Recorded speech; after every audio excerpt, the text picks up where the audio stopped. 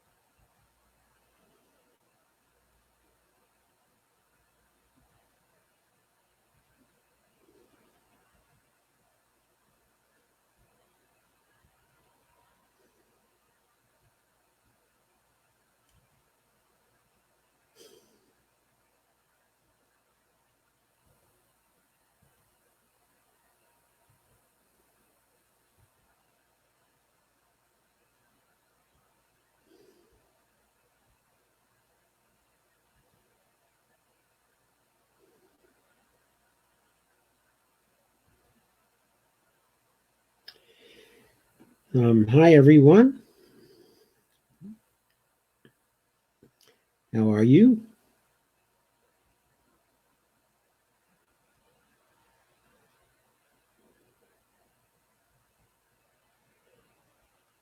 But please tell me if there's any echo in my sound. If there is, I want to catch it early tonight.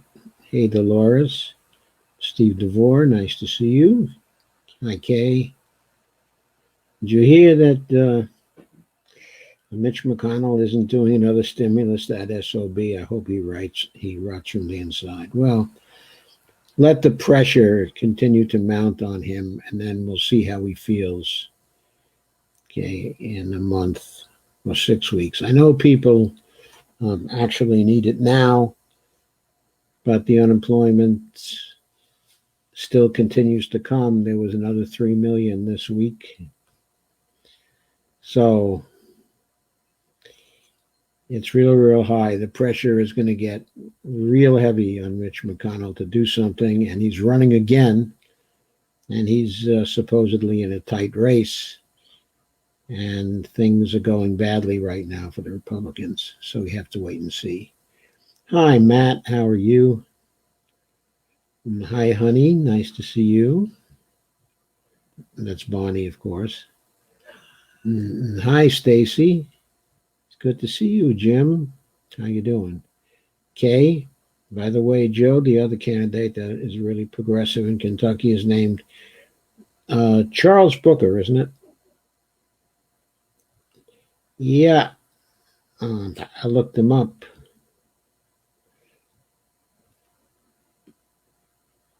And Russ says audio is solid. Thank you, Russ. Okay, then I'm going to start. The first thing I want to talk about is the universal basic income, or the basic income, and the federal job guarantee. And how about having both? There's an article that appeared in the American Prospect written by Jeff Spross. Jeff Spross was writing regularly for The Week,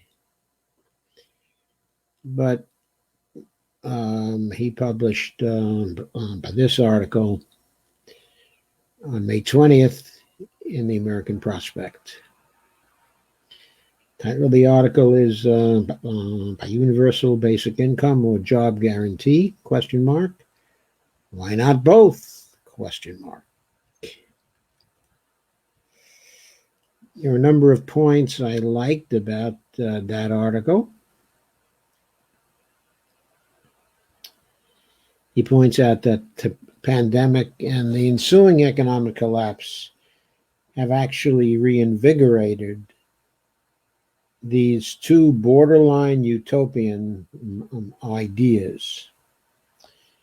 He remarks that Pennsylvania and California are actively pursuing New Deal-style public works programs, while House Speaker Nancy Pelosi recently asked if, quote, a guaranteed income for people, unquote, was worthy of attention, and then concluded, perhaps so, quote unquote, which is, of course, a teaser. It doesn't mean she's really for it, but it's a teaser anyway. Okay, a UBI is defined by Jeff as a no-strings check sent on a regular basis, probably every month, to every person in the country. And he says the idea behind it is to set a floor for everyone's standard of living, for what you're entitled to, in other words, just as a citizen. And he says a job guarantee is essentially a public option for employment. Anyone who wants work will be provided a job in their community, funded by the federal government, with benefits and at a decent living wage. The idea here is twofold: to set a floor for conditions and compensation in the job market in the United States, as well as to push the economy to full employment and keep it there. Jeff points out that the two programs have often been cast in opposition to each other. He says to an extent the friction is understandable, and the UBI seeks to lessen Americans' entanglement with work, or at least with work where you're working for somebody else, by breaking the link between jobs and income.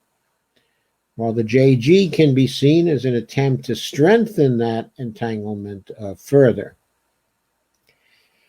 But Jeff says the coronavirus has offered a very concrete and painful lesson in why this friction must be overcome. And he points out that The destruction wreaked by the disease is demonstrating how the implicit critiques of the UBI and the JG level at our society are both right, and how we must tend to both solutions if we're going to dig ourselves out of this mess and learn anything from the catastrophe. He begins with the universal basic income because its relevance to the coronavirus pandemic, as he puts it, is probably more intuitive. And he points out that our overwhelming reliance on employment to bring income is bad enough in normal times, when many cannot or should not work, and when recessions occasionally throw millions out of their jobs through no fault of their own. But in a pandemic, when people must stay away from their jobs for the sake of their own health, their families, and their communities, it's utterly perverse. And he points out at least 36 million Americans have lost their jobs since the outbreaks began. Bread lines are exploding across the country, and roughly a third cannot pay their rent or other bills. We ostensibly have programs like unemployment insurance and food stamps to step in as an alternative income. But precisely because America's political culture assumes that any income from a source other than work is something to be avoided and discouraged. However, I want to point out that while this is correct for working people, for people who own things and who are in the upper middle class, perhaps, there's no assumption that any income from a source other than work is something to be avoided and discouraged.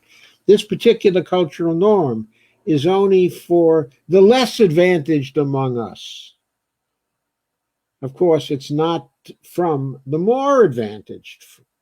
The more advantaged can own their stocks and can invest in all kinds of things, and they can get income from their investments. And while they're doing it, they can sit on their cans. And of course, that's where we all would like to be. That's not something to be avoided. Okay, it's not something to be discouraged.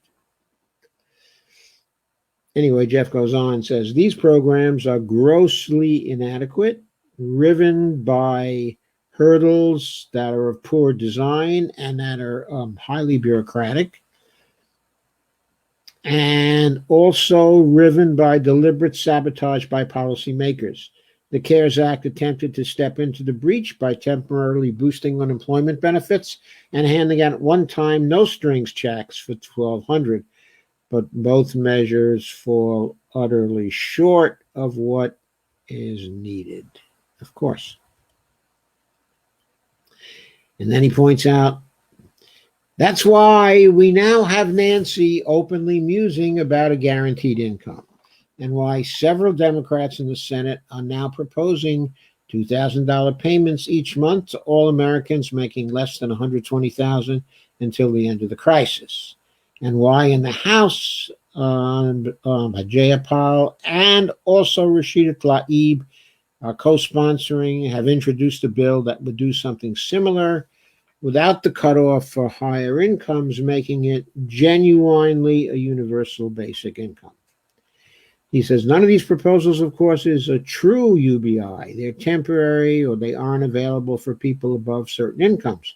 But we have no idea when the coronavirus will be brought under control, and the economic damage will remain for many years. Any temporary policy now could be with us for some time. Moreover, utopian policy demands like the UBI and the JG, I'd argue they're not really utopian, perhaps a little from the standpoint of our culture, but we've been talking about them now for too many years to say that they truly are utopian policy demands. Anyway, of course, he's talking about the UBI and the JG. He says they're never simply policy demands. They frame politics and policy by diagnosing an overarching problem and recommending a particular kind of solution. The implicit critique of by UBI is that some basic level of consumption should be a universal human right. And the coronavirus response policies that the Democrats are toying with certainly point in that particular direction. What about the job guarantee? Since one of its primary goals is to reach and sustain full employment, it's a seemingly odd fit for a crisis where we're trying to keep vast numbers of Americans away from their jobs. But once the pandemic passes, it will be time to drive the economy back to full capacity again. There is no guarantee of a speedy bounce back and another slow grind recovery like we endured after 2008, but starting from 20% unemployment or more would be an unthinkable human catastrophe. If the goal of the UBI is to make a best baseline of consumption a human right, the goal of the JG is to make work itself a by universal human right. And I think I really like the way he put that. If the goal of the UBI is to make a baseline of consumption a human right, the goal of the JG is to make work itself a by universal human right. When the government is legally bound to provide in both cases, and he points out the need for the latter, that is the JG, will be of the utmost importance for whatever world comes after the coronavirus.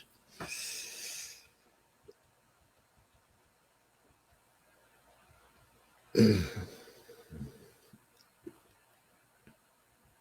then he says, but even that is only part of the story.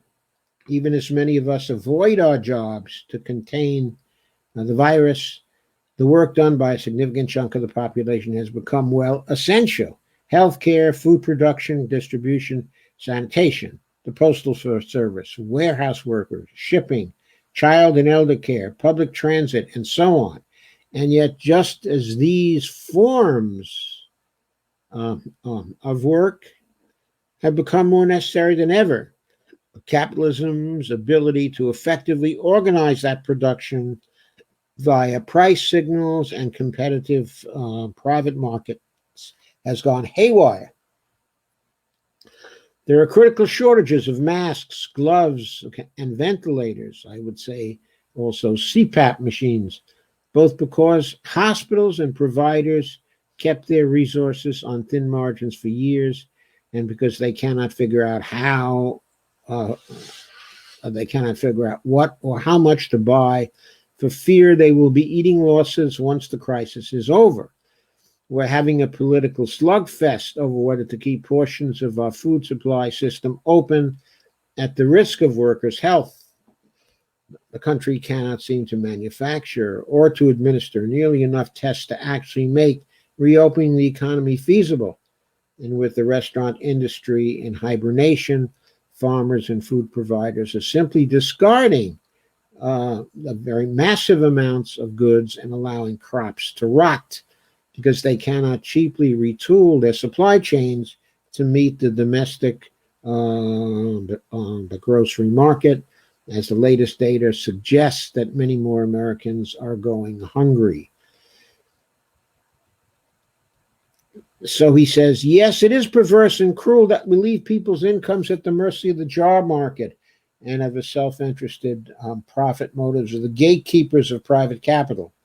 But the right to consume will also mean nothing if society does not actually produce the goods and services people must buy with their UBI checks to maintain a basic standard of living. But deciding what should be produced, when, and how is also a matter we have left to the markets and the gatekeepers of private capital, and they are failing us. And he points out this failure is not a one-off emergency which comes with the virus. It is built into the nature of market capitalism, which can handle calm and also predictability, but which turns irrational and self-destructive whenever future returns are uncertain or when market participants must work together. It's why America had to effectively socialize the economy to fight the Second World War, and why private markets has thus far utterly failed to address the still oncoming crisis of climate change. It's why, after the shocks of globalized trade and industrialization destroyed thousands of American communities, no new forms of employment flooded in to fill the breach. The coronavirus is an extreme event. Just as with the question of incomes, it's an event that reminds us that these problems in greater or lesser form crop up all the time. And he says some of these challenges, such as with medical supplies, can probably be addressed simply by the government operating as a centralized buyer. But for other matters, there is simply no substitute for a workforce organized and financed by public rather than by private means. The food supply chain is a prime example. We can still produce enough food for everyone in America running the farms and the plants, while also taking precautions to keep our workers safe. But what is in doubt is whether we can do these things in a manner that is profitable to private owners. If not, then someone else will need to direct and finance that economic activity, someone who does not suffer from the limitations of such owners. And only the federal government has the power to supply money to economic projects without concern for whether they generate a return. And Jeff points out there's a minimalist conception of the job guarantee in which the program is solely a counter-cyclical stabilizer geared toward providing temporary jobs until the private market can snatch the workers up again.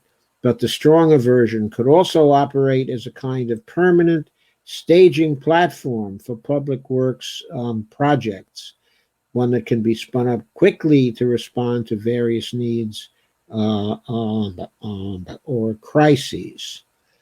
Such a job guarantee program could both organize large regional or even national public projects, think installing solar panels on every home and weatherizing every building, or match workers to local needs via local decision-making.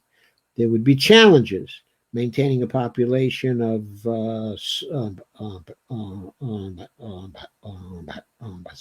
skilled professionals who could train and supervise new JG enrollees would require outbidding private employers, for instance, and that could possibly complicate the JG's role of stabilizing inflation. But we should also not fetishize skills too much.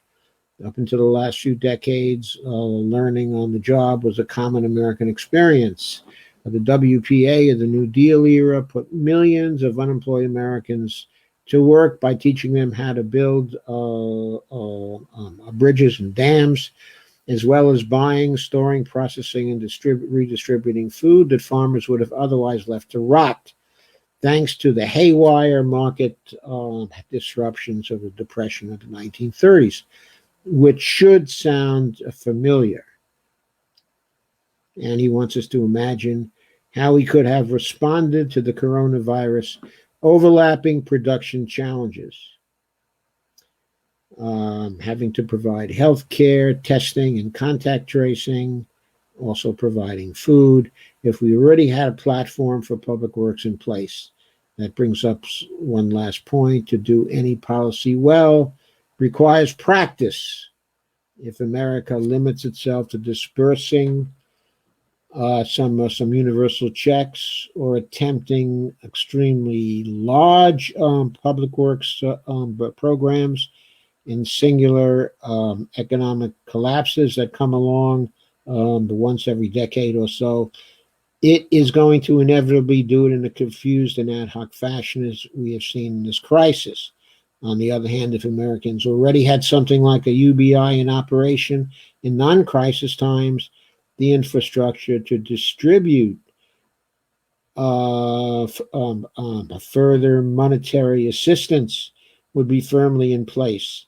The same goes for public employment efforts like Pennsylvania's plan to train a Commonwealth civilian coronavirus corps to conduct testing and tracing, or California's effort to employ laid off restaurant workers to provide meals to seniors. Now, the lesson of the coronavirus is that none of this can be dealt with in isolation.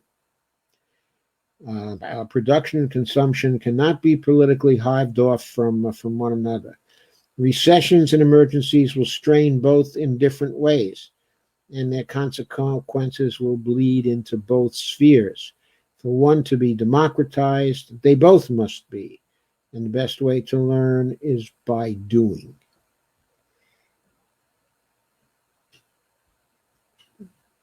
So, Jeff Spross is a journalist with by now a decent amount of MMT background.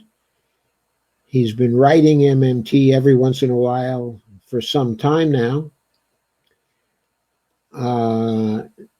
He knows it, I think, fairly well.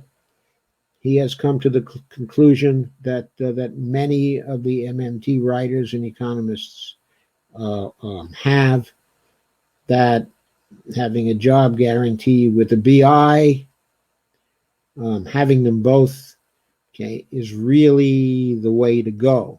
And what about the universal part, of basic income? Well, I think over a period of time, a lot of us have decided that for those who don't really need to have the universal basic income, the money they get up front from it can be taxed back on the back end. And so, in a sense, it won't be a universal basic income because it's going to be taxed back for a certain portion of the population. What portion that is still has to be decided. That has to be handled in taxation bills. But up front, the simplest way to do this is with actually giving people the money for basic income, and if they don't need it, then simply taxing it back. So next thing I wanted to cover was a live stream by Naomi Klein, and Arundhati Roy, the Indian author, very famed. In this article, by Andrea Germanis, May 20th, 2020, in Common Dreams. The headline is that Klein and Roy help launch Global Green New Deal project with worldwide invitation. And let me share that with you.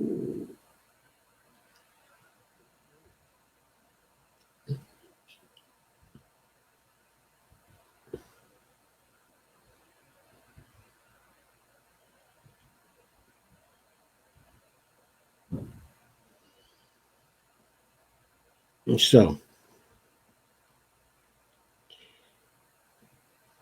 nice photo of Global Green New Deal from crisis to justice. Roy and Klein took part in a virtual conversation on Tuesday,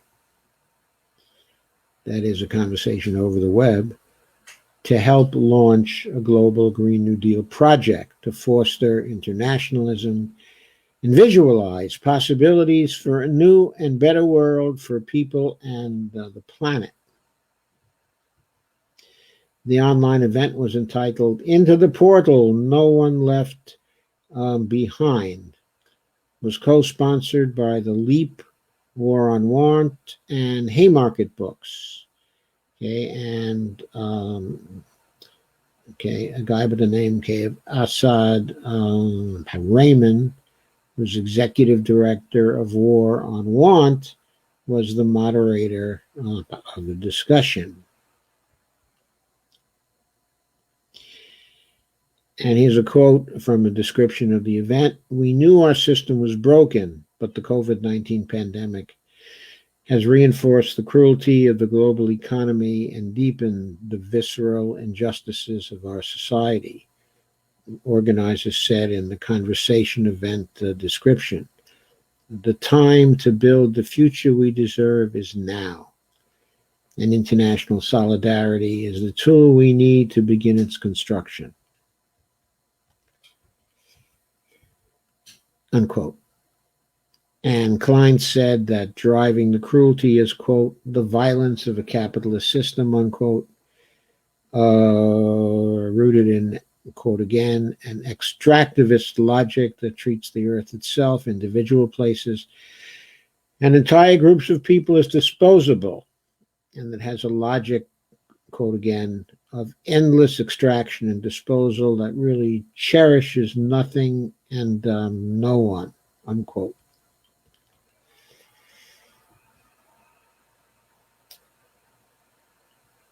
And there's a tweet from Klein there that says, "We need a redistribution of resources on a scale that has never been seen before, which recognizes the debt of the North to the South."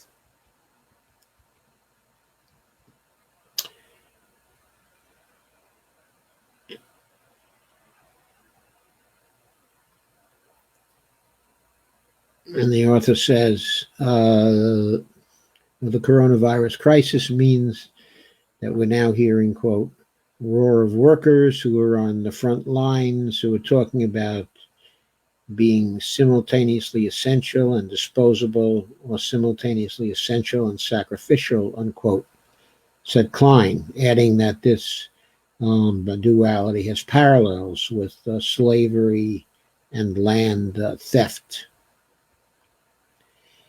Okay. And the author says, okay, "a more just vision for life on the other side of the, quote, portal," unquote, post pandemic should be, quote, "bounded in treating no one as if they are sacrificable and nowhere," unquote, she said. Okay, and then there's a video. The video is too long to play, but you can see the photo of Klein, okay, and Roy. And I'm sure they have had a wonderful conversation.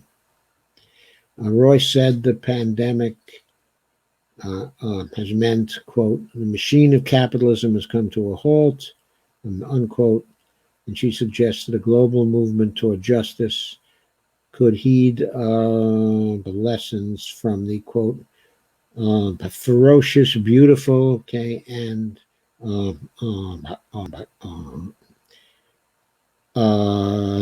militant in India, the movements, okay, that are militant. What those movements have done, said Roy, is to ask, quote, "the world to redefine the meaning of progress, to redefine the meaning of civilization, to redefine the meaning of happiness. Do you really need to treat the earth like a resource in order to call yourself civilized," unquote.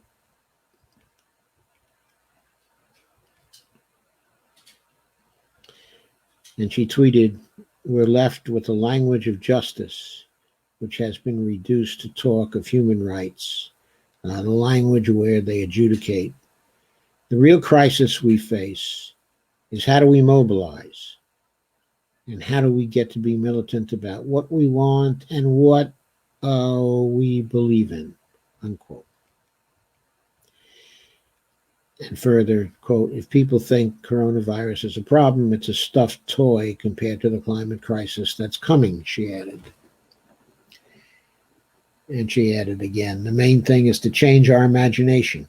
Once you understand you just can't extract everything, that things are finite," unquote, "a new, more just vision can emerge." Roy said it was important to acknowledge that, quote, change doesn't mean that you're going to necessarily suffer, unquote. And life could be so much more beautiful, unquote. People could be in a situation in which they respect the earth and, quote, have a more equal relationship with people, unquote. And Raymond said, the answer to the question, how do we change the world, isn't in any of us individually, it's in all of us, but collectively. And there's an invitation to join us at globalgnd.org to build from crisis to justice.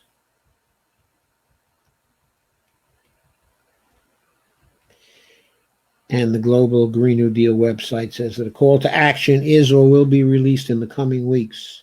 And together, says the new site, we will create a people's plan to build a resilient global economy based on the principles of a just transition and recovery, which guarantees the right to a dignified life for all, unquote.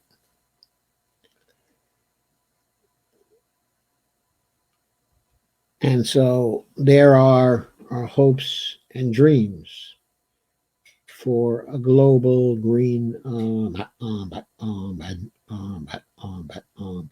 New Deal. And the article and the conversation they had is perhaps a starting point for us.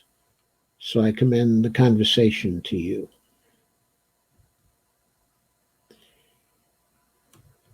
And now the third of our big ideas articles. This is an article by Ben Briggs. I'm sorry.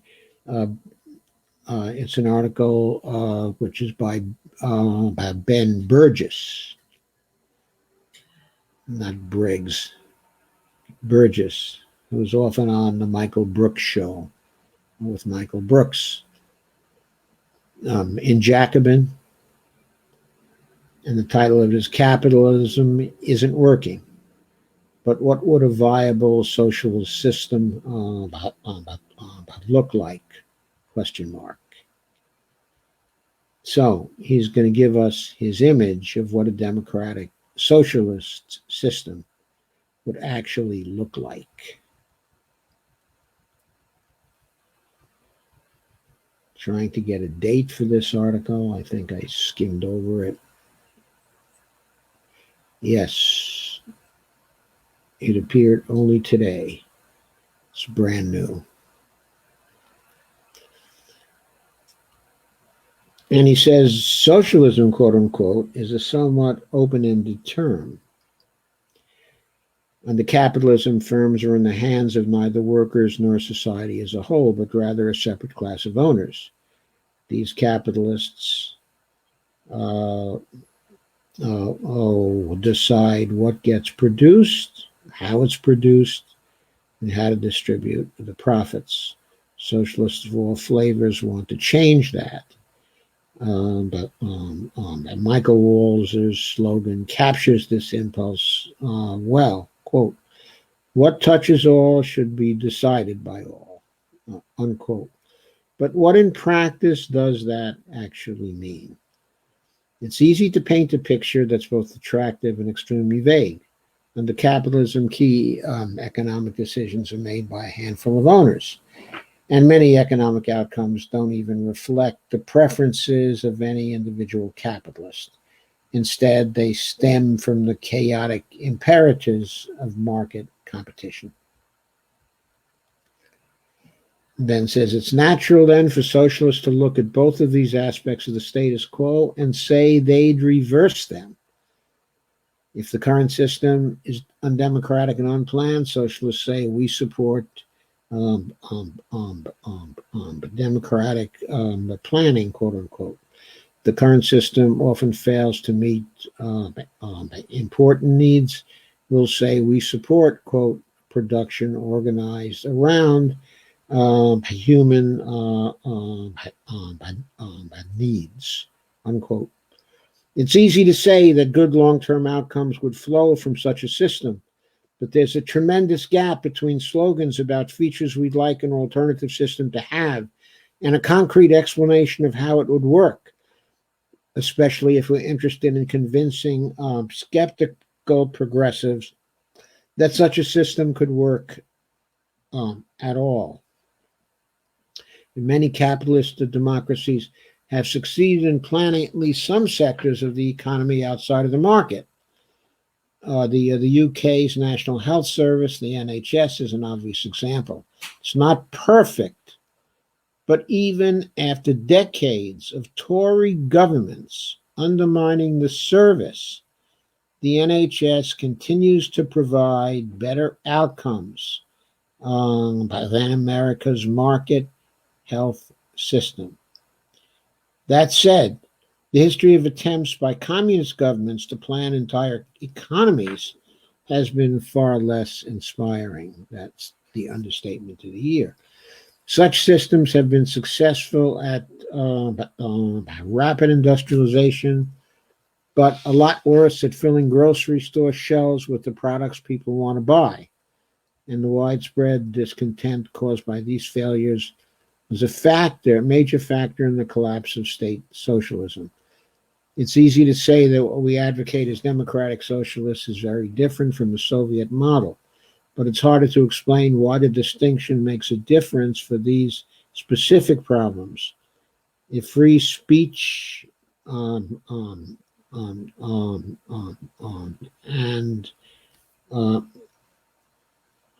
the sort of elections that a multi-party have been grafted onto the basic structure of the Soviet system so that the head of the Central Planning Office, Gosplan, was appointed by whatever party had a parliamentary majority. This would have surely averted the atrocities like the Ukraine famine under the Soviet Union during the 1930s. But would it have made the system any better at efficiently coordinating production with the consumption needs of workers? We can say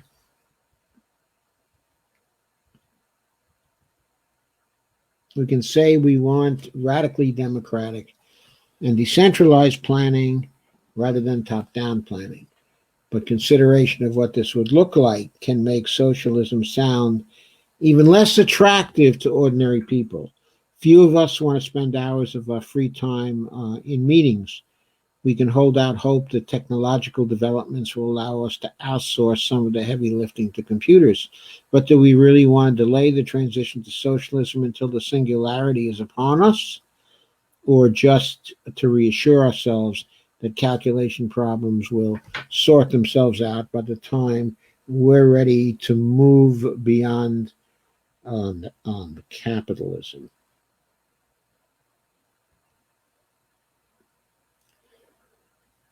And then he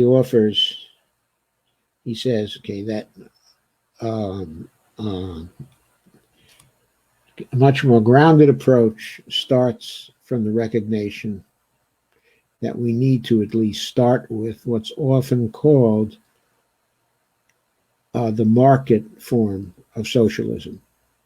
This doesn't mean a form of socialism where markets dominate every sector of the economy, but one in which at least a big chunk of economic transactions still involve market transactions between worker-controlled firms, the commanding heights of the economy.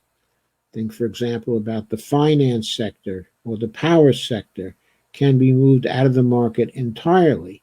So can vital services like healthcare, and education.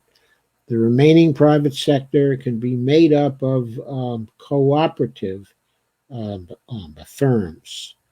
In this scenario, the growth of the state sector on the one hand and the transition of the remaining private sector firms to workers' control on the other would entirely squeeze out the capitalist class.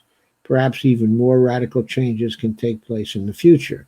The point of laying out the realistic visions of socialism isn't to shut down anyone's utopian imaginations, but to pry open the imaginations of those who currently can't imagine anything beyond capitalism. Meanwhile, in the quote, 5 minutes after capitalism, unquote, system just described, many of the objectionable features of the old system would have been eliminated, as with actually existing worker co-ops like the Mondragon Corporation in Spain, which of course is the ideal cooperative that everybody talks about. The managers would still exist. They would simply be elected and would be democratically accountable to the workforce. Best of all, this particular realistic vision of socialism doesn't represent a flying leap into the unknown. The NHS exists. State-owned banks in various countries exist. Successful worker co-ops, but they exist. All of these elements have been successfully beta tested under capitalism. It's just a matter of piecing them together into a framework that can deliver both greater economic prosperity and economic democracy to billions of people around the world.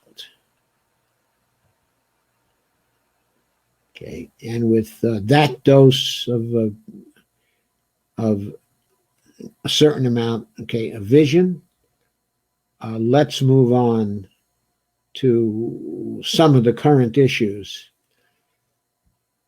that are now ticking away on us.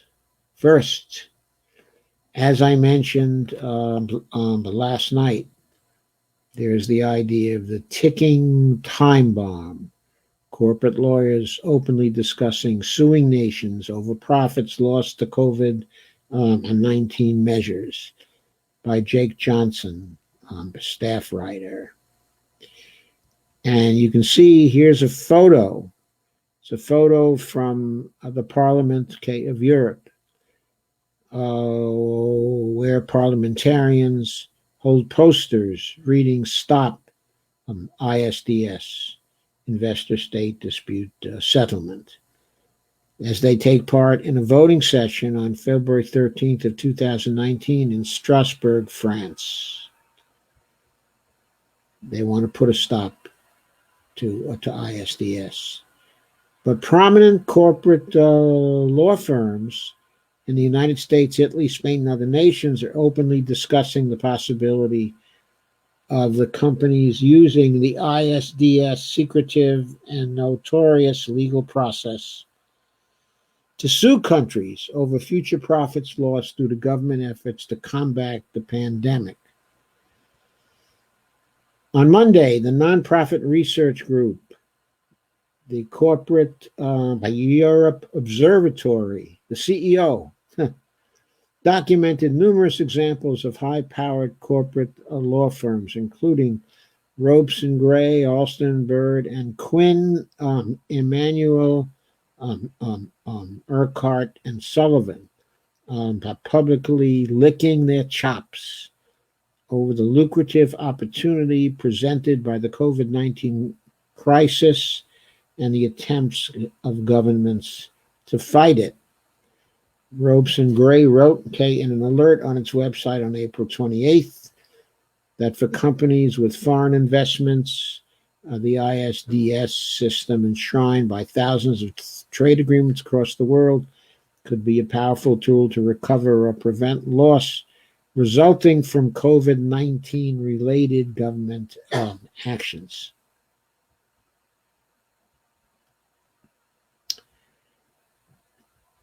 And there's a quote from the law firms there. Actually from Ropes, and Gray. I'm not going to read that. And there's a quote from Sidley, a firm headquartered in Chicago, that actually said, quote, where a company prevails in its investment treaty claims, it may be able to recover all the losses that flowed from the government measures that damaged the company. So CEO noted that the ISDS system hands sweeping powers to foreign investors, including the peculiar privilege to sue states in an arbitration court system. The ISDS chapter of the TPP agreement was one of the most widely denounced components of the 12-nation trade deal that was ultimately never ratified by the Congress of the United States. And CEO correctly wrote, in ISDS tribunals, companies can claim dizzying sums in compensation for government actions that have allegedly damaged their investments, either directly through expropriation or indirectly through regulations of virtually any kind, unquote.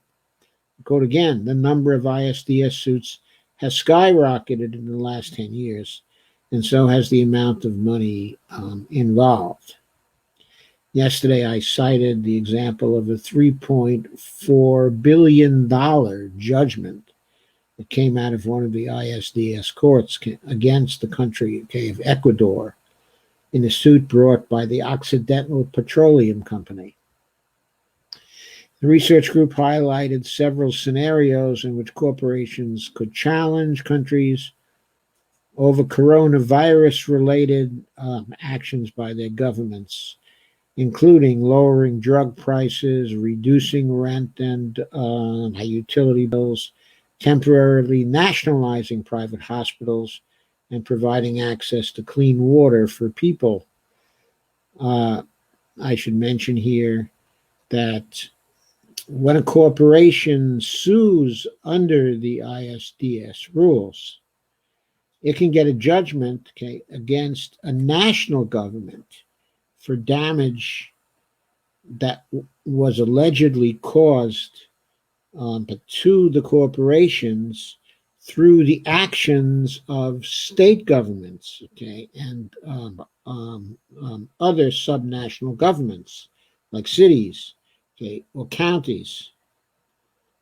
So a corporation can run into rules from local governments that are democratically very, very popular and were put in order to protect cities, counties, states, but that somehow harm the profits or potential profits of corporations. And then if an ISDS court finds for the corporations, then the national government of countries can be taxed. In other words, it's never up to the local governments to make that good, or the state governments to make that good, or other subnational units to make that good. But it represents a tax on all of the people, on all of the people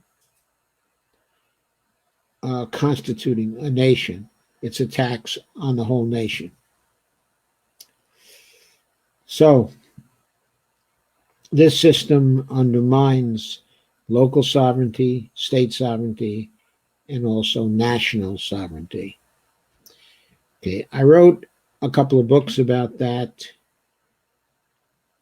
One is called The Declaration of Dependence. Let me find that for you.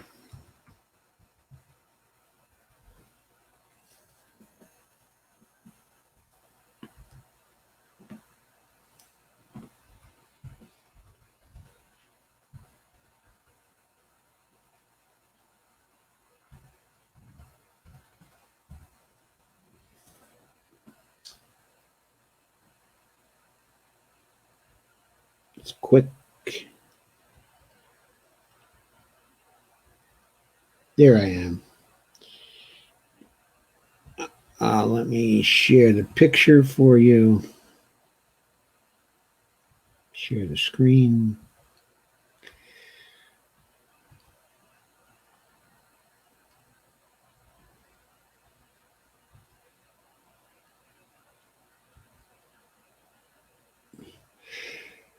So there's the cover of Declarations of Dependence, Trade, Tyranny, Sovereignty, and Democracy. I wrote that book in the summer, in June of 2015, and it focuses on the TPP and the other trade agreements that were being considered, at that time. And it covers the constitutional issues. It covers the legal issues. It covers the sovereignty issues.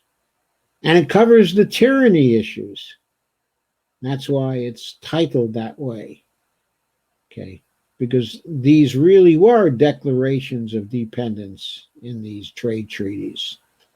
To some extent, the problems still exist because we are signatories to literally hundreds of trade treaties that have ISDS clauses in them. We almost never suffer from them because corporations generally don't want to take on the United States. But in a few situations, they have, and it's been damaging for us. And then the second book is Who Needs Balanced Trade? Who Needs Balanced Budgets? And that's about trade policy in general. And I think that book, is very interesting because I use the concept, of the public purpose there as a unifying the concept. And the book argues, it contends that both our trade policies, our foreign policies in general, and also our domestic policies have to be in accord with our views on public purpose.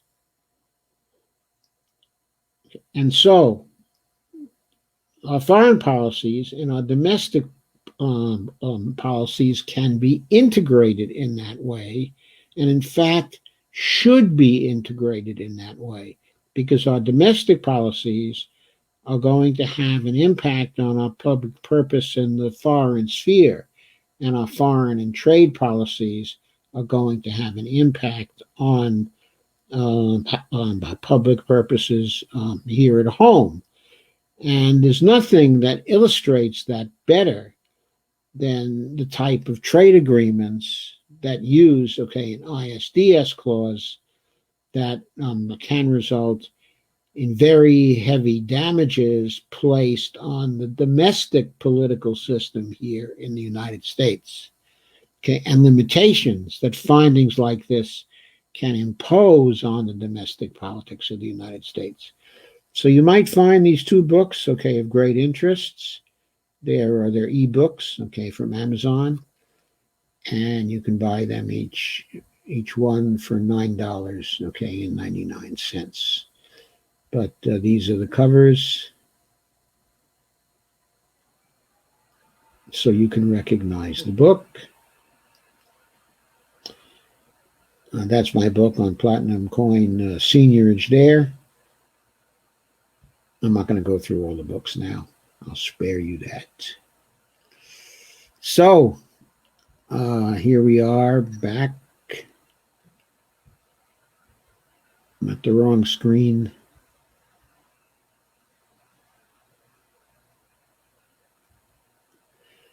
So back to the ticking on the time bomb.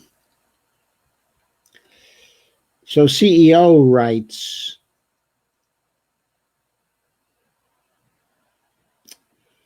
quote, in the past 25 years, over 1,000 known investor state lawsuits have been filed.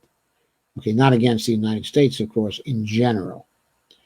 Investors have won a significant amount of ISDS claims as arbitration tribunals ruled that it was illegal to interfere with prices of essential goods, to restrict or tax the export of vital products, to roll back incentives to invest, and the list goes on, unquote.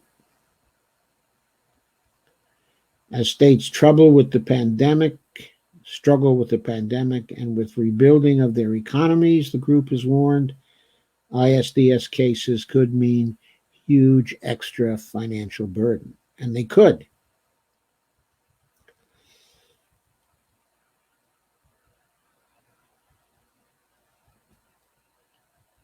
So skipping over what Dave Dayen said about this, which I covered just yesterday.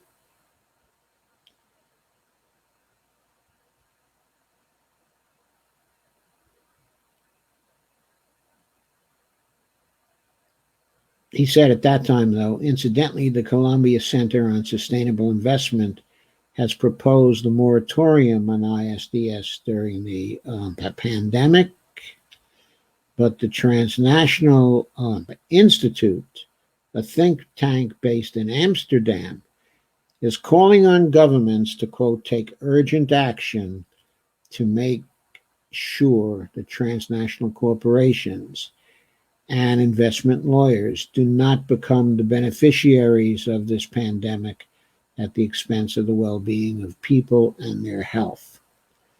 And in an April 20th report, the TNI urged nations to suspend all trade and investment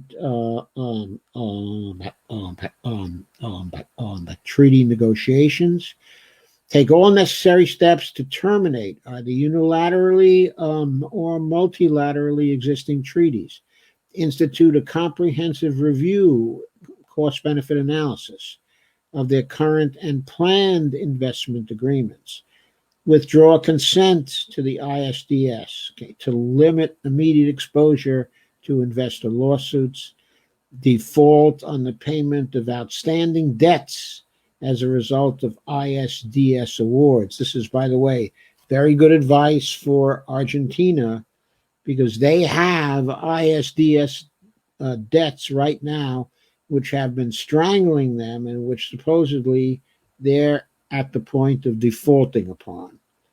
Or at least, this bullet point says, discuss ISDS debt relief and or debt restructuring with the creditors. And the TNI has written, quote, just as the pandemic is revealing profound health inequities and the dangers of agro-industrial food systems, it is also showing the dangers of trade and investment systems that put corporate profits above health and life. There is no place for trade and investment agreements that allow investors to profit from suing countries in crisis or seeking to cash in from scarce public resources, unquote. And that's exactly the problem there. Corporations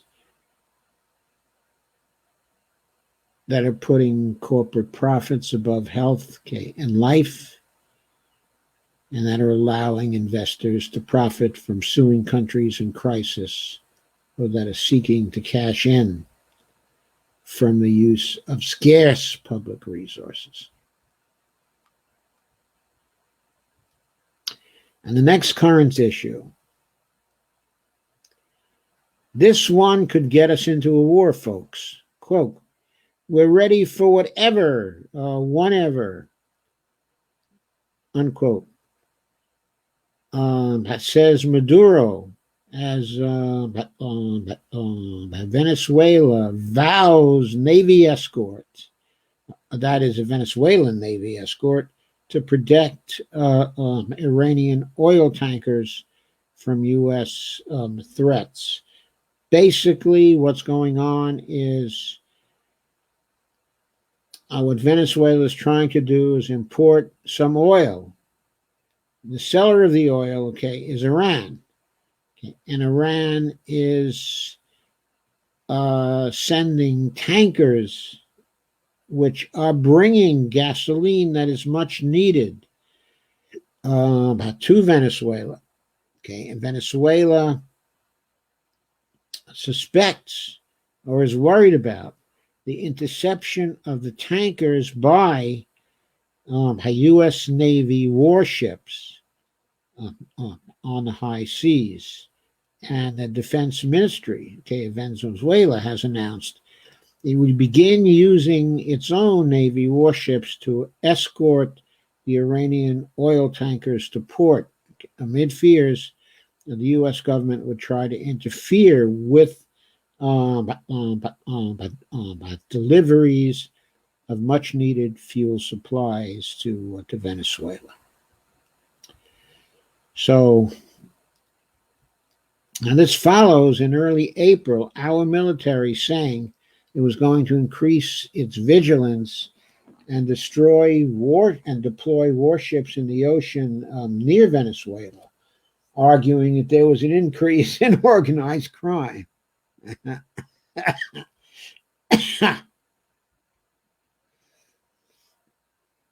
And Defense Minister Vladimir Pedrino Lopez of Venezuela said, when the Iranian ships entered the Oceanic Economic Zone, which is 200 miles from the coastline, they will be welcomed by Venezuelan naval ships and warplanes.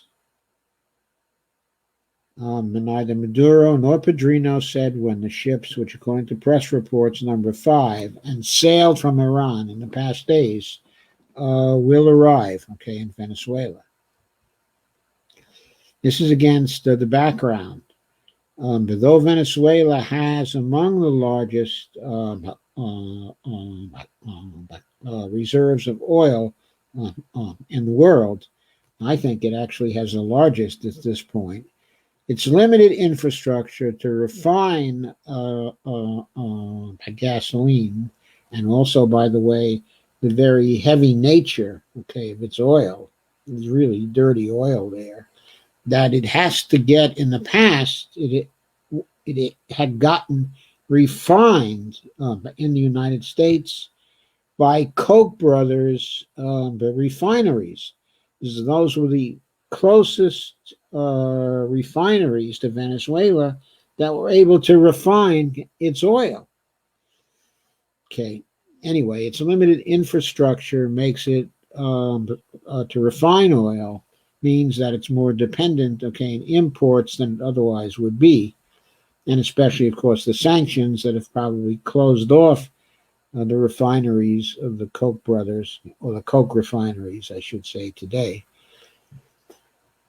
The increased tensions over the Iranian shipments come a day after the U.S. imposed a new set of sanctions against Iran on Wednesday, as the Trump administration continued its very belligerent stance against both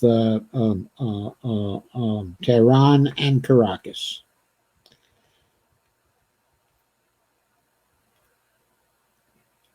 Last week, following reports the U.S. was threatening to interfere with the tankers, the Iranian foreign minister, Mohammad Javad Zarif, sent a letter to UN Secretary General Antonio Guterres, warning the U.S. away from any such actions. In the letter, according to a statement by the Iranian Foreign Ministry, Zarif dismissed the illegal, dangerous, and provocative threats as a form of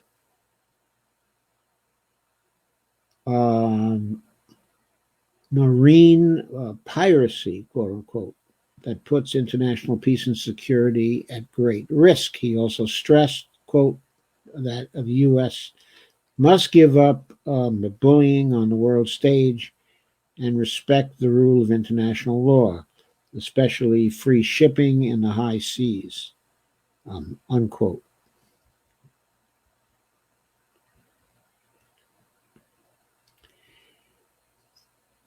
And the Iranian deputy foreign minister for political affairs, Sayed Abbas, I guess his last name is Arakchi, communicated to the U.S. through available diplomatic channels that because Iran Venezuela relations are completely legitimate and legal, unquote.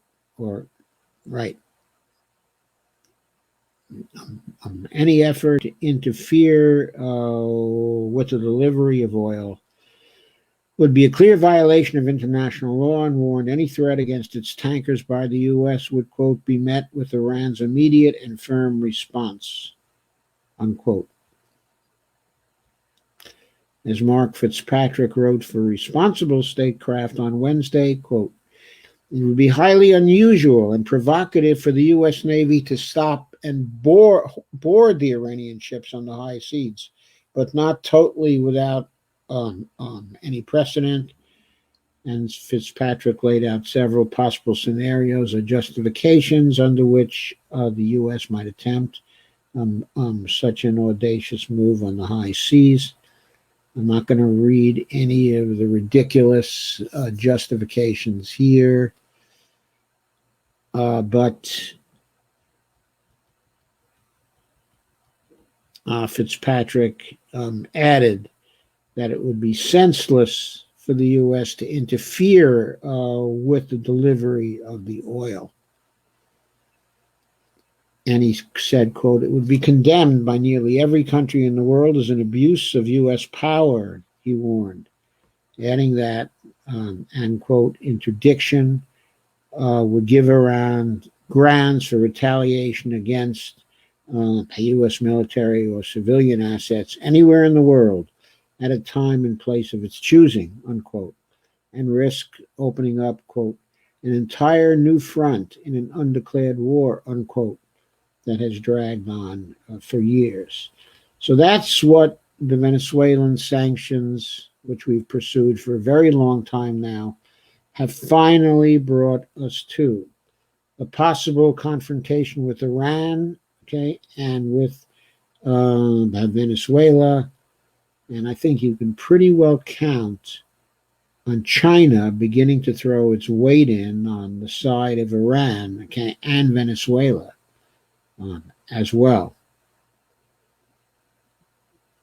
I think, okay, that any attempt by the United States to put a stop to those oil shipments might very well cause, okay, an incident of armed force that would be very problematic for maintaining the peace.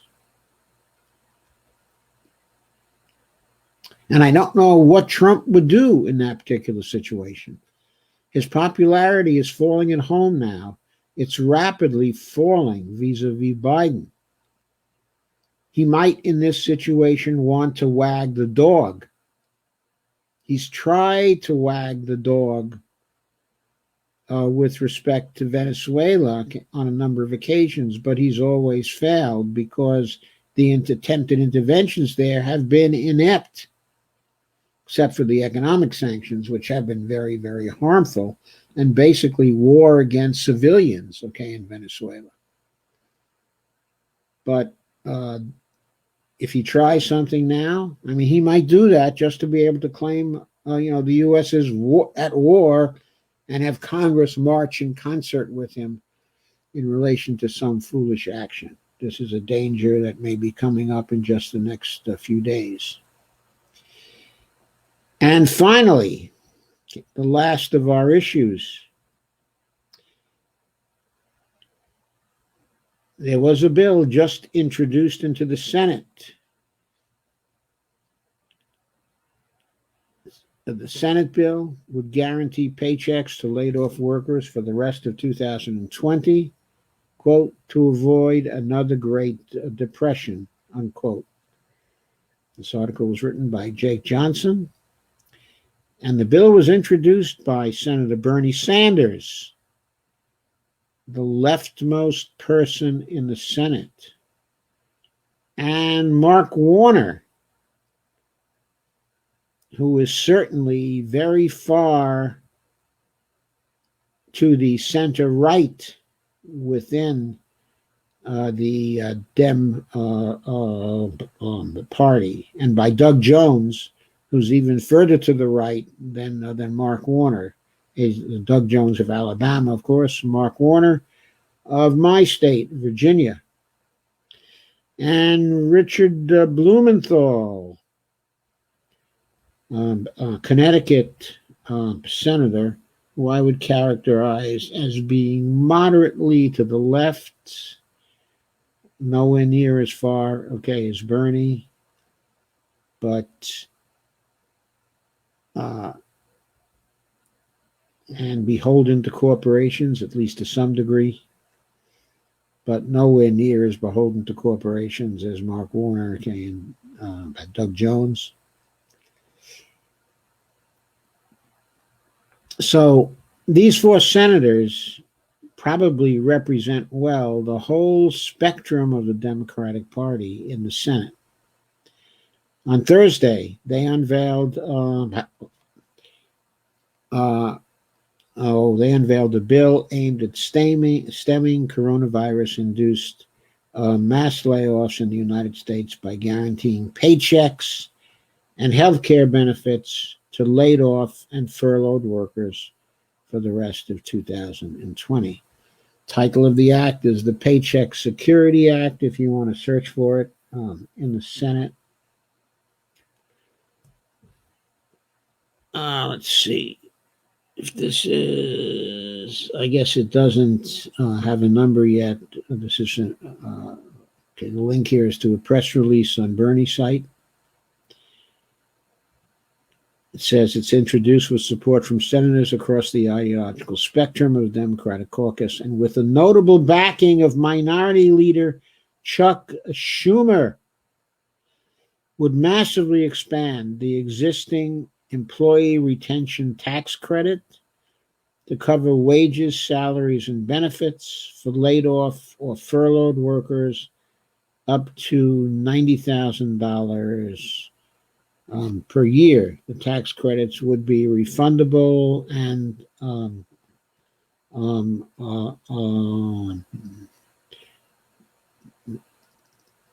and also advanceable, meaning employers would not have to wait to file payroll taxes to receive the payment. According to a summary bill released by Bernie's office, the payroll credit would be available to employers who have experienced at least a 15% drop in gross receipts compared to the same quarter in 2019. And the legislation would also provide businesses with a refundable tax credit to cover operating costs like rent and utilities, and maintenance. And Bernie said, quote, "We cannot continue to allow tens of millions of Americans to lose their jobs, income, and health insurance during this horrific pandemic. In order to avoid another Great Depression, Congress must act boldly and aggressively to ensure that every American worker receives their paycheck and health insurance until this crisis, is over." It is unclear whether the legislation can gain enough support to pass the Republican-controlled Senate, but the idea of having the federal government cover company payrolls has won the backing of Senator Josh Hawley, a Republican from the Show Me State of Missouri, and Cory Gardner, Republican of Colorado, whose seat is grievously threatened right now by his Democratic challenger. He's very much on the cusp of losing, in that state. And so he has given his backing to this bill.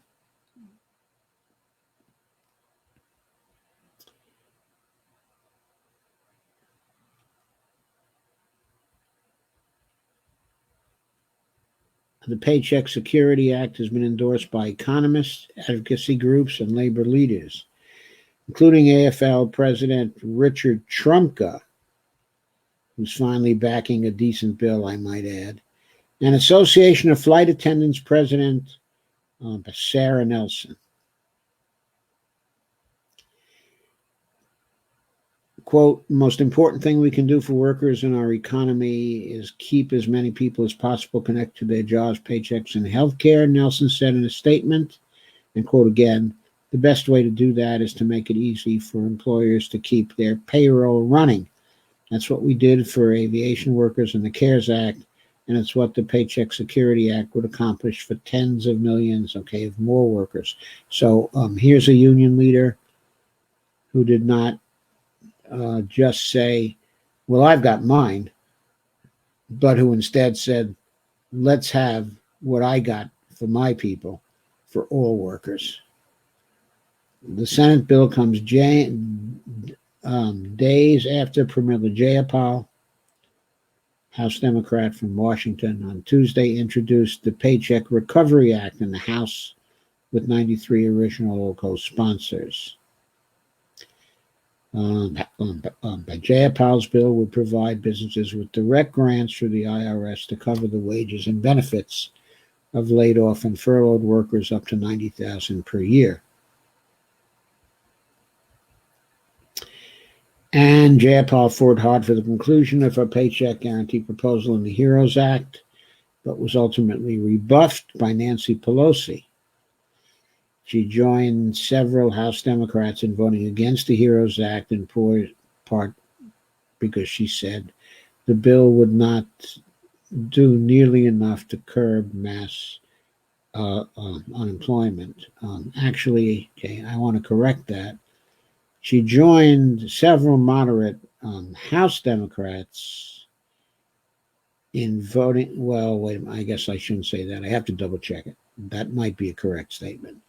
As The Intercept's Ryan Grimm reported Tuesday, the significant support by Jayapal's Paycheck Guarantee Plan has garnered, for moderate Democrats in swing districts, quote, represents a new threat to House Democratic leadership's domination of the caucus.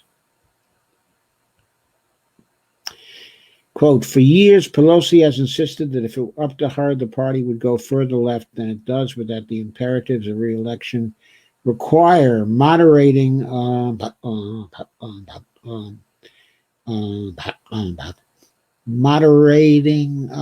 legislation for the members she calls the majority makers, quote unquote. Quote again, but if those majority makers get out ahead of Pelosi, that rationale would evaporate, and the dictates of making and keeping a majority would militate in their direction. But that is to say, it would actually militate in a progressive direction. And quote again, the politics of fighting on behalf of jobs is an obvious winner, by Ryan Grimm added. And so those are the three big ideas and the three current issues coming up, likely to be hot in coming days. I hope you enjoyed that. I will now move to consider your comments. Thank you all for continuing to be here. I'm going to assume that you have shared a lot and liked a lot. I hope you have anyway. And thank you for sharing. And if you haven't shared yet, then please share, like, and subscribe to my YouTube when it goes up. And here again is my YouTube channel. Here's my banner on that. And my Patreon link. I'm at patreon.com/Joe_Firestone. And there's the YouTube again. And there's the channel. And once again, the Patreon link. And now let me go back to your comments.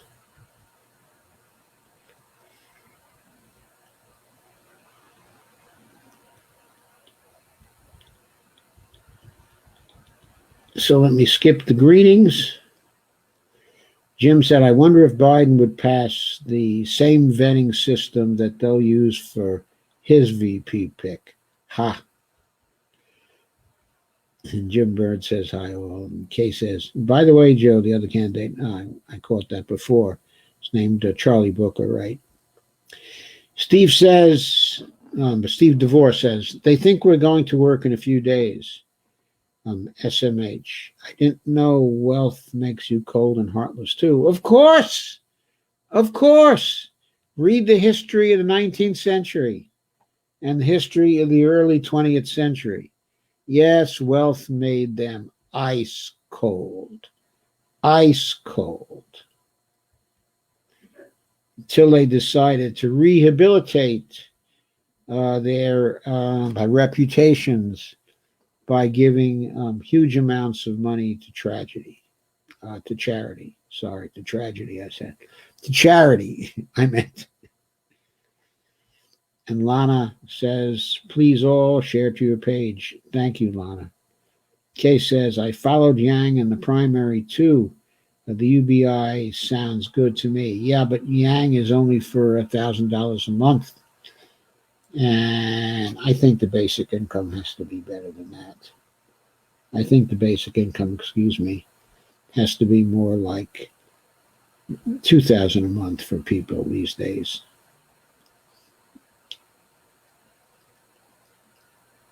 Stacy says, a basic income guarantee, not a UBI. Well, if you tax the basic income guarantee away for those who do not need it, even if case after the fact, then you've got the same thing. But you don't have to set up a system in front, in order to evaluate whether someone should be getting, a UBI. All you do is you send the money out, to everybody, and then the IRS enforces the BIG aspect of it on the back end. And Rick Maynard said, I just got out of MPP and united the left. Jitsi call now in MPP Zoom call.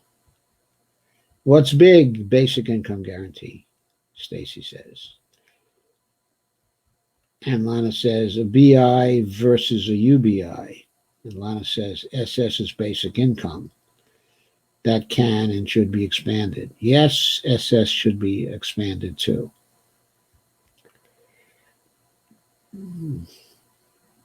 If there's going to be a basic income of $2,000 a month for people, in general, then either of one of two things should happen. Either the elderly should get both the basic income and also their Social Security. At the least, the elderly should each get about $2,000 a month. Of course, since I am elderly, I prefer the first of the solutions, which is to give the basic income to everybody, including the elderly, and then give them Social Security as well. Steve said, these pull yourself up by your bootstraps Congress people need to go away forever. They sure do, because in most cases, they didn't pull themselves up by their bootstraps. But I do have to say that Congress people have a far lower net worth, or I should say House representatives have far lower net worth than senators do. The senators, are all millionaires. I think at this time, almost without exception. But in the House, though there are some very rich people, there are other people whose net worth is very low. I just was looking, as a matter of fact, I just was curious. I was looking at John Lewis's net worth, a few days ago. And I found that according to Open Secrets, his net worth is only $10,000. Okay, it used to be more, but he made some investments that did not go well, and he lost a lot of money, and now he's down to 10K. Now, of course, I don't think that includes the congressional pension he's going to get. I think he's been in Congress now for at least 10 terms, and maybe more, which I believe entitles him to a full pension. So he's certainly covered, and covered a lot better than Social Security would provide. But still, his net worth at this point is very low. Sandy says hello. Kay says, hey, Sandy, good to see you. Sandy says, shared. Sandy says, hi, Kay. Nice seeing you too, my friend. Stacy says, I got an email from watchdog.net saying Kushner has been stockpiling provisions and playing favorites with red states. Yeah, Kushner. Kushner's father went to jail, and one day I think Kushner will find himself there too.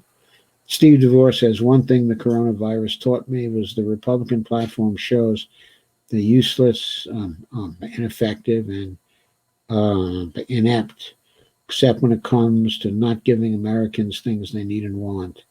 Then they're simply horrible. But we knew that already. The Dems aren't far behind, right?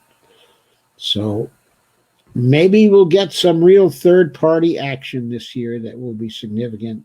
Maybe someone really good will be running for one of the third parties.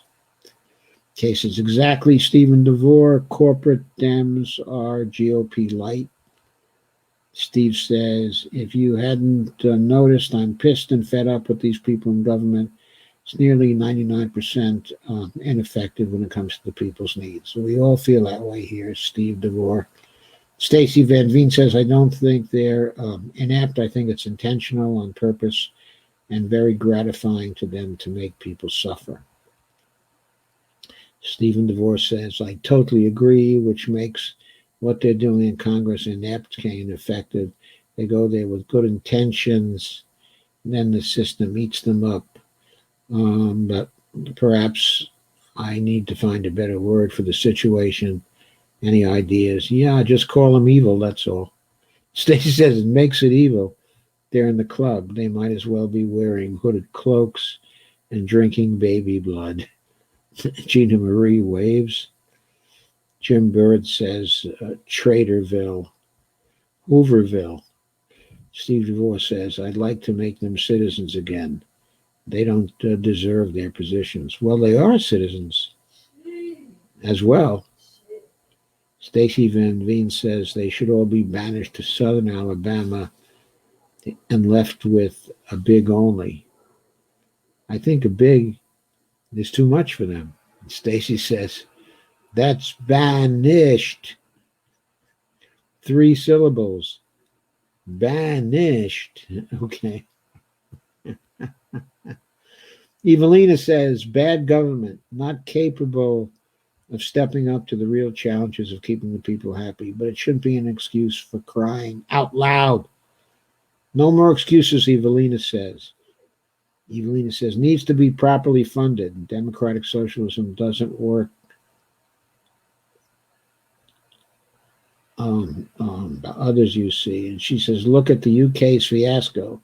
The UK is not a democratic socialist country by any stretch of the imagination. I mean, there's only the NHS. What else that's significant is socialized in the US? How prevalent are cooperatives, in that country? I'm sorry, I'm talking about the UK. Okay. After Labour tried to initially socialize a good part of the economy, the Tories came back in and they repealed everything except for the NHS. And since that time, they've been trying to undermine the NHS by cutting its budget. And there's been a constant fight there. But in spite of that, in spite of the budget cuts and everything else, there's still a much better healthcare system than we have here. Kay says, the UK has been going for austerity ever since Thatcher, same as Reagan here. Steve says, and don't get me wrong, Democrats could be fighting a lot harder than they are, not so secretly. They hide behind the Republicans' evil deeds without making much of a fuss. What they say and do are opposing thoughts and deeds. Indeed, indeed.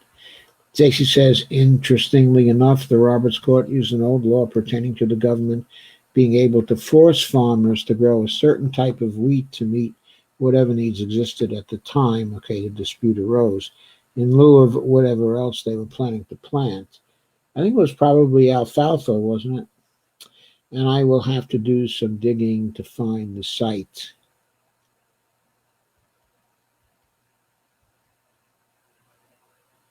Stacy says, in upholding the Affordable Care Act. Evelina says, meetings like that aren't meetings in a capitalist system. At least in a socially inclined system, people go out in the fields too. But maybe that's not attractive. Kay says, all these global trade deals have ruined the country. And Stacy says, these trade deals nullify the sovereignty of nations. They do. They certainly constrain the sovereignty of nations greatly, especially the smaller nations. The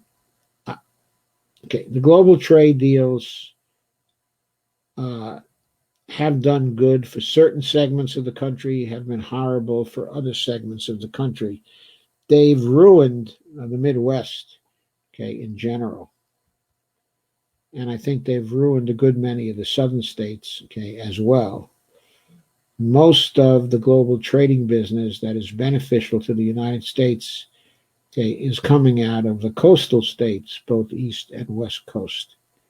Evelina says, yes, but not if done properly. There must be such a thing as a fair trade deal. No.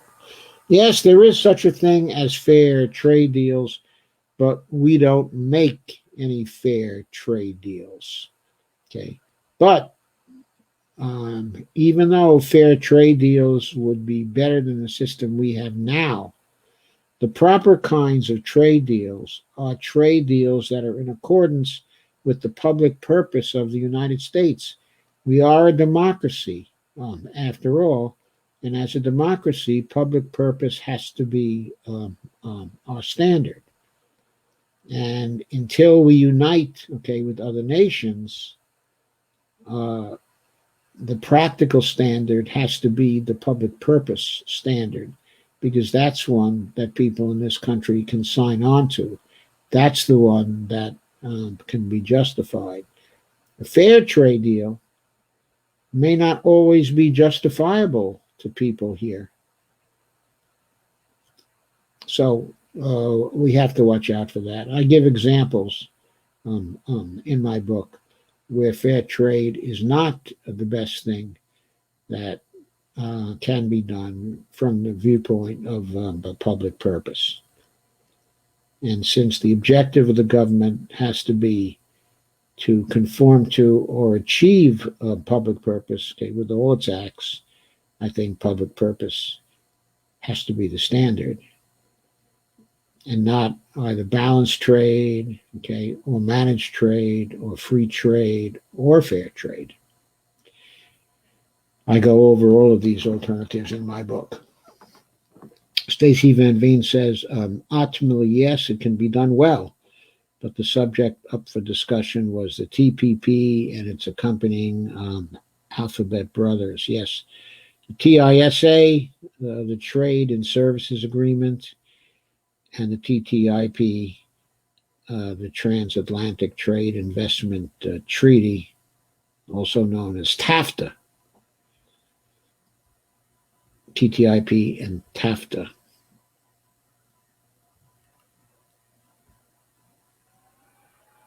One good thing that Trump done is he greatly limited the ISDS in the U.S. MCA treaty he negotiated with Canada, okay, and Mexico, in other words, the new NAFTA. It's still not a good agreement. It's very poor from a labor standpoint, and it's very poor also from an environmental standpoint. But it mostly got rid of ISDS, only gave those protections to the oil companies. Kay says, Canton, Ohio, where I'm stuck again, used to be a great place when I was growing up here in the 50s, 60s, early 70s. Republic Steel had a union plant here, and my dad worked for over 30 years. We had the Hoover Vacuum Company in North Canton and the Temkin Company and Diebold's and many other union shops here, all gone now. All Canton has now is the Football Hall of Fame, SMH. Yes. Used to be the home of the Canton Bulldogs when Jim Thorpe played for them. And Lana said, we don't need no Fed balanced budgets. Right, Lana, right. Evelina says, yes, sad Kay. And Kay said, they cannot build a whole community on a week of football, SMH. Evelina says, is there an alternate way to get these books? It's not through Amazon. No, I'm afraid not. I've put them into Kindle format. I don't have them, okay, in other formats than Kindle, because that's not easy for me. If it were, if I had graduate assistants who were volunteering for me, then I could probably have them formatted, okay, in other ways and sell them, okay, through other outlets as well. But for me, the convenience of things, okay, in publishing has to be very important, because I wanted to get those books out fast and conveniently, and I wanted to be able to do it all myself. So that's what I did. And Rick said, got in late from meetings, barely got on, was not able to share. Evelina says, that's okay, you were at a meeting, LOL. Sandy says, better late than never. Jim says, the issue with current trade deals is that they're not to advance the world public purpose. They are to advance investors and CEOs' pockets. Well, before we set the standard of advancing the world public purpose, we have to advance the public purpose of the United States and the people here, because as much as we might not like it, we still have a nation-state system. And we cannot act as if we're following the world public purpose unless we get the consent of the governed here in order to do that. Even this is, by the way, Argentina is one of only 8 countries that has designed their own coronavirus tests, the only one in South America. I didn't realize that. Rick Maynard says it wasn't enough to bail them out. Instead of the U.S., now they want to sue us as well. Yeah, that's the way I feel too. But of course, this would be foreign governments. I'm sorry, foreign corporations would be suing us. But our corporations would benefit from it, because our corporations could sue foreign governments. So our corporations don't want to sue us, but they want to profit from suing foreign governments after we have bailed them out of the coronavirus problems. It's a little different, Rick. They can't sounds like a nuclear power industry. They can't privately fund, so they want us to finance them. Absolutely. They then automatically win the lawsuit against the United States. Over a decade ago, the government said that they no longer had to worry about the cost of storage or disposal. Now they've not been provided with disposal. They automatically win. Nana said, doesn't Venezuela have its own oil? Yeah. Heavy crude, not refined. Very heavy crude, not sweet, light crude like the Saudis have. Very dirty crude. Only crude dirtier than that is from oil shale. Sandy says, that's what I thought. And Stacy said, no refining capacity. Yes, no refining capacity for that. They might have refining capacity for light sweet crude. I don't know. They might have some capacity for that, but they don't have capacity for the oil they have in the ground. Atlanta says, yes, the old refining problem. This is what Dr. Fidel Kaboub talks about. Now, for Venezuela, it's a very serious problem. They really have to combine with a nation that has the refining capacity and can do it for them, and then send the oil back and do it all for a modest fee. Kay says there was an FB live today about all the problems with fracking. It is ruining huge areas of this country, Pennsylvania and Ohio too, and now toxic waste dumps from all of it. Yeah, my grandson works in that business now, and I worry for his health and safety all the time. I tried to warn him, but he's brainwashed from the business. Sad. It is sad. Yes, you're absolutely right. We must be off of fossil fuels. We have to be net zero in emissions from fossil fuels by 2030, and we have to be off fossil fuels by 2035 or 2040. He says, I'm on Venezuela's side. Yeah, me too. We've been bullying Venezuela. We've been causing much of the economic problems they've been having with our sanctions. And we've been trying to overthrow their government from the first time Chavez got in up until now. We've been trying to overthrow their legitimately elected government. All the observers who have been to their elections have reported that they're among the fairest elections in the world. By all accounts, they're a lot fairer and free from rigging than our elections are. And Rick has a YouTube on what's going on with the frack, and Steve Day says the CARES Act was introduced in January of 2019. I was alerted, then went to Congress, DOT government, and verified. And Kay says, I'm still hoping to be able to get out here again.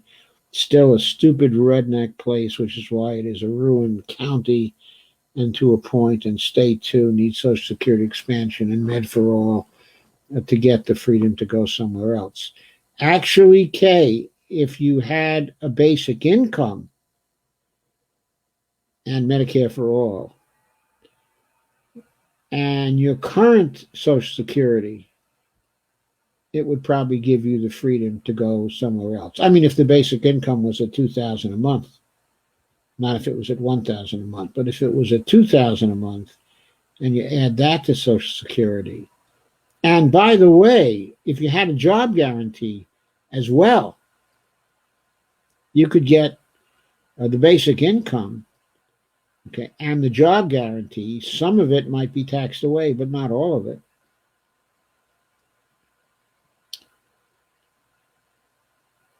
Okay, Medicare for All, that would all be great. Evelina says, hope America is not tempted to follow in England's former footsteps in the high seas. Yes, we were the big defenders of freedom of the seas in those days. No longer. Hey, Matt Steck, glad to see you, says Kay. And what Sandy says, soybeans, I think. My uncle was paid to grow them. Oh, I'm sorry, I scrolled down too far. Let me find my place again.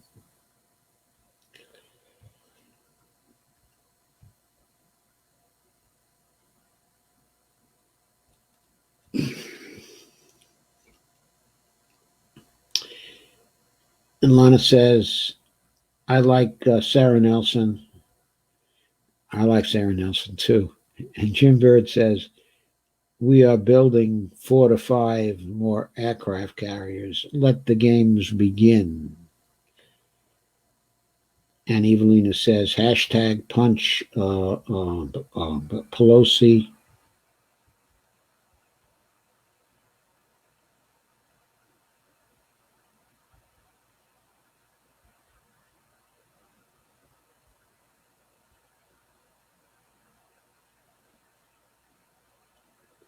in the throat. And Kay says, the richer they are, the harder it is to even get paid a couple of $100 for work we did on their high buck homes. Susanette, how would you recommend expanding SS and for whom? I think that SS ought to be expanded for everybody. My intuition about it is it should be expanded to the same level as they have, in the European nations, which roughly is twice the pension that we have here.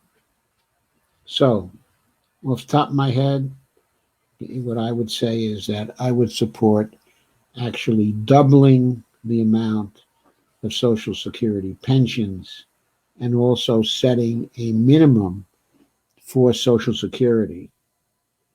I think probably a minimum of $1,500 a month or something like that for Social Security. Okay. But basically, there would be a doubling under my plan of current Social Security pensions.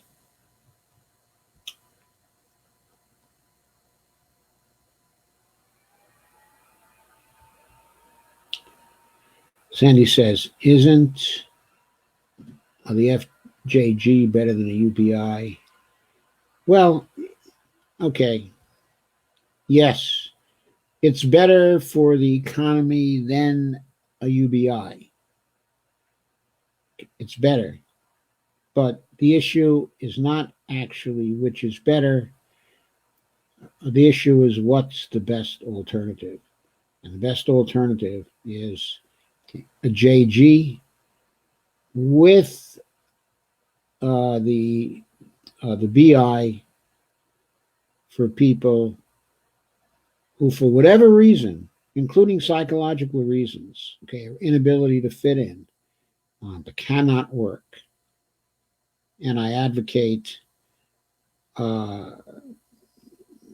something like an average of $20 to $22 an hour for the FJG as an average across the country, and something like $2,000 a month, for the BI as an average across the country, with both payments, the JG payment, and the BI payment being cost adjusted, according to the cost of living in each of the regions of the United States. So both the BI and also the JG would be much higher, if you lived in the middle of New York City, than if you lived in the middle of Kansas, for example. Jim Bird says, multimillionaire farmers pay the least and love undocumented workers. And they do. And Jeff McCardle says, I have no problem with rich politicians as long as they made their money before they became a politician. I don't believe anyone should become rich, by being a politician. Well, Jeff, it turns out that Nancy Pelosi certainly became rich while she was a politician. Now, it's up to us all to evaluate her situation and to evaluate whether she became rich by being a politician and being privy to inside information about the stock market, which she could then trade on. She used it for her husband. Or by passing information to her husband, who used that information to benefit them both in their real estate trades. Kay says, yep, I know that, Jim. My late hubby and I did painting other repairs on homes. Had to stop working at Wrightsville Beach as they would never pay on time. Wilmington, North Carolina, rich bitch beach area. And Matt says, if you're an immoral, cynical Pole, why would you not play the wag the dog card to secure a re-election? With fawning bipartisan support of the war machine, would that not be a winning hand? Let's hear your best arguments for, and against it. The arguments for it is, under normal circumstances, with the fawning bipartisan support, of the war machine, it would be a winning hand. But currently, this is not a normal circumstance. This is an administration which is failing to handle the pandemic, both on the economic side and also on the healthcare side, and which is causing deaths. And it's becoming apparent to people all over the country that the administration has caused the lion's share of the fatalities due to COVID-19. All you have to do is look at international statistics to see that right now. There are, after all, quite a number of countries that have less than 10 deaths per million. We in the United States are running now somewhere around 285 deaths per million. That is huge compared to these other countries.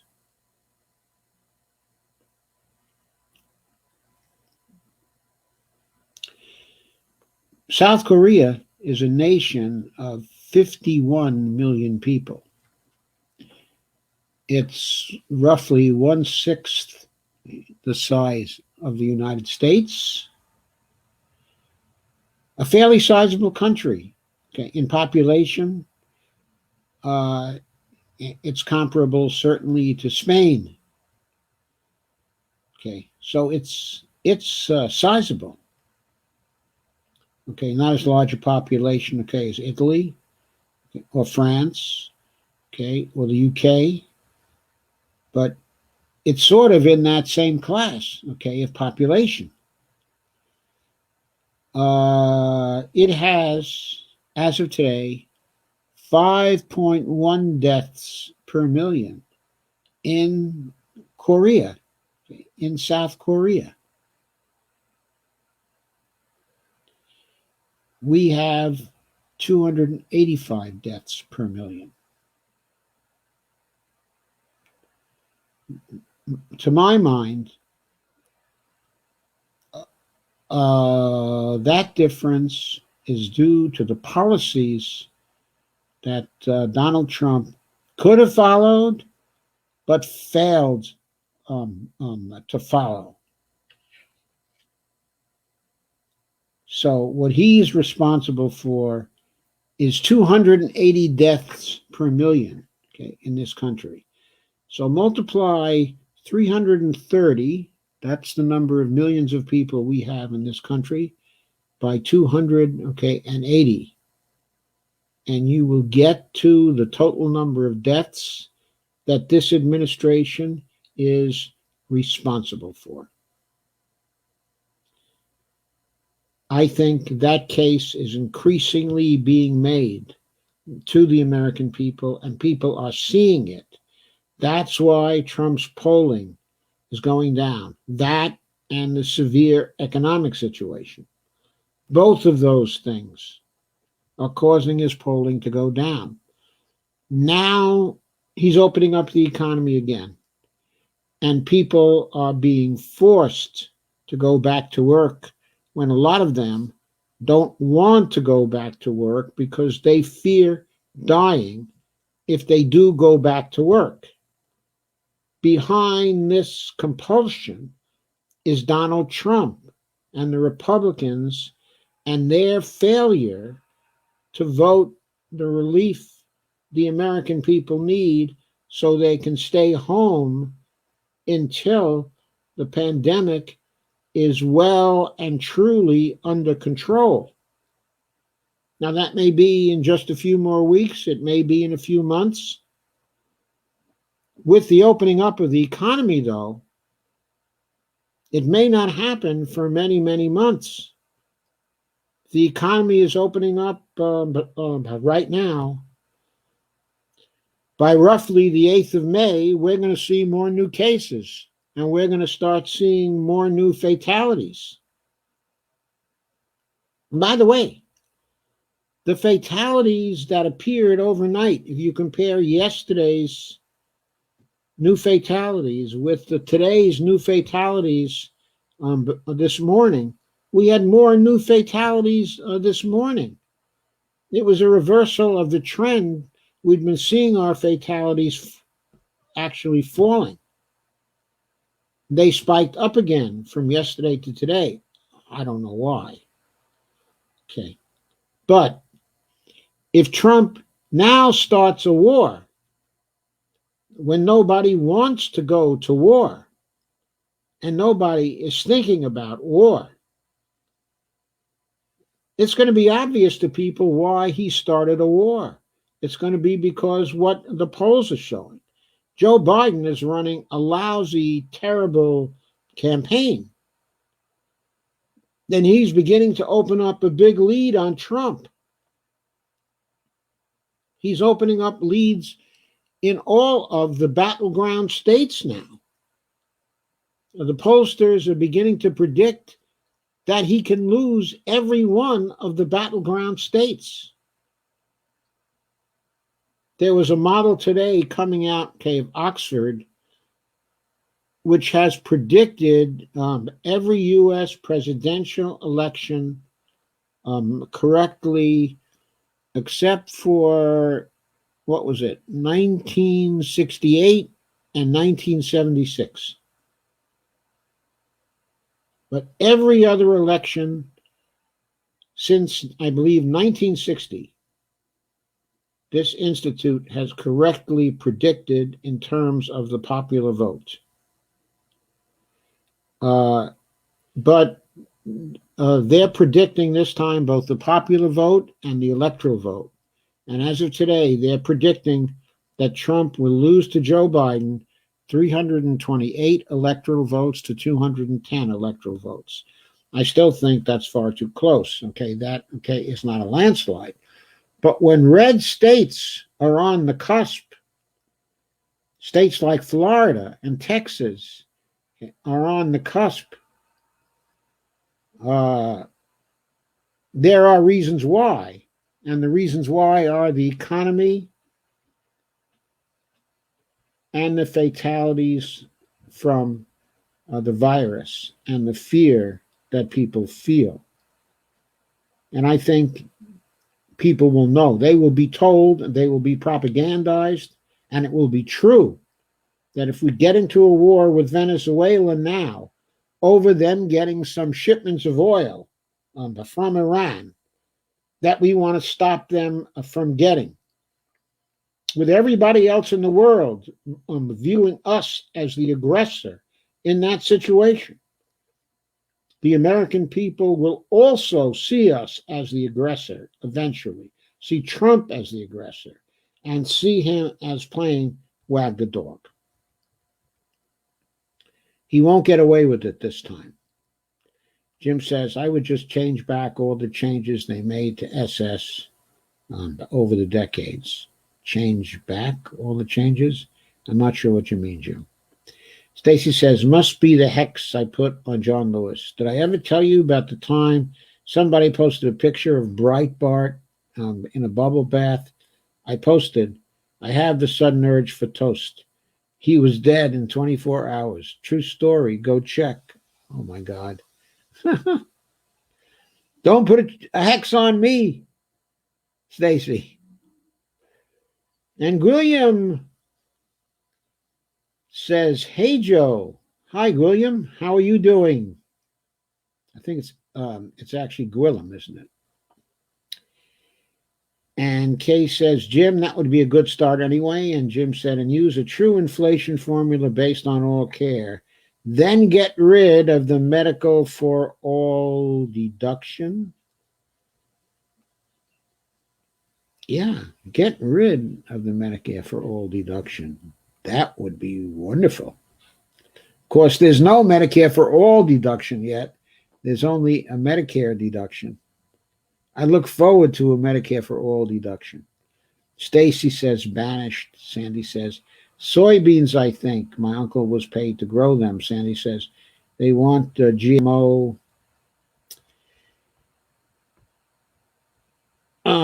GMO.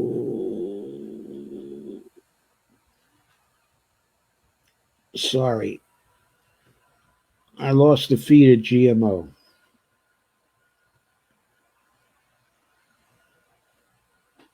$285-5, that's South Korea to USA.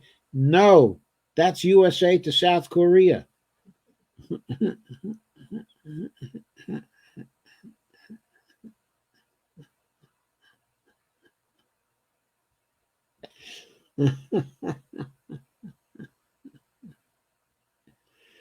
Okay. In other words, the death rate per million in the United States is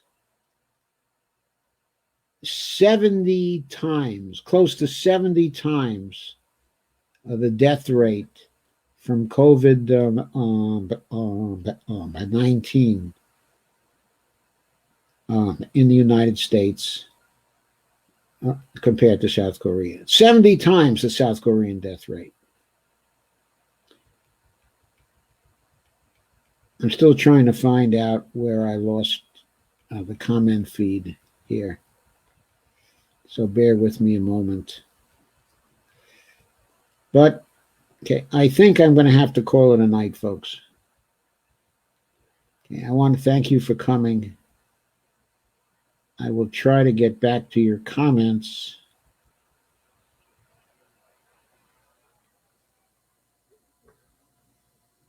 And reply. Okay, and reply to some of them. Maybe later or sometime tomorrow. Thank you for the comments. Okay, in any case, I can see many of them are very good.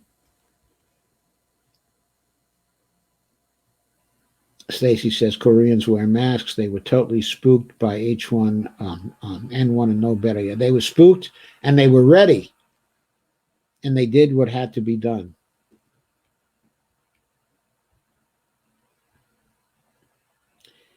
Steve Day says, a stay home basic income. Yes, if people think they need to stay home. Stacy says, I think we're going to be wearing masks and social distancing for at least another year or two. I think we'll be I think we will be wearing masks and social distancing to some degree, or other. I think the restaurants are going to open again, but they may be at 50 to 60% capacity. And if that doesn't work, they're going to have to be closed again. There may be waves of openings and closings, and that's been predicted from the start of this.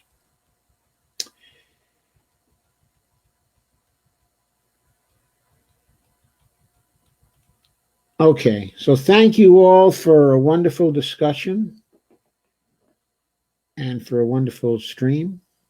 And thank you all for being here all this time. Thank you all for sharing. And the next time I see you will be Saturday night, at 9 o'clock. I am off tomorrow. So good night.